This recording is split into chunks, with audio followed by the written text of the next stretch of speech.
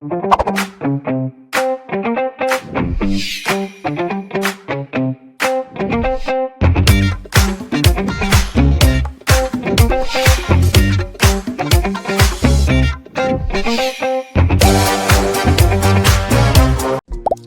there, welcome to this lesson.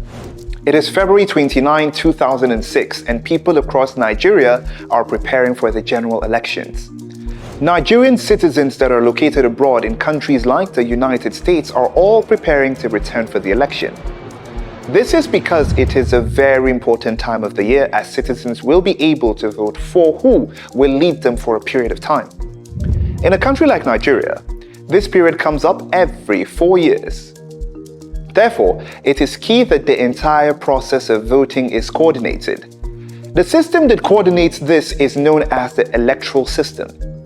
Now, what is an electoral system all about? An electoral system can be defined as a set of rules that guides the citizens of a country or state to elect representatives or leaders into different offices. An electoral system is backed by an act of parliament, which can be further defined as a law that is passed by a legislative body in a country. For instance, in Nigeria, this act of parliament is called an electoral act. To finally pick a leader or a president, there are processes through which citizens must follow. In Nigeria, these processes are executed by an electoral body that handles the electoral system. This electoral body is the Independent National Electoral Commission, also known as INEC. It is good to know that across different countries, this commission has different names.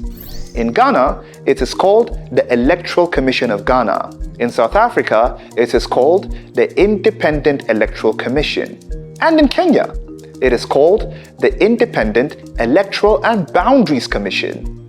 Now, let's see how Kaya, a Nigerian citizen, will go through the process of voting for a president in the upcoming Nigerian election.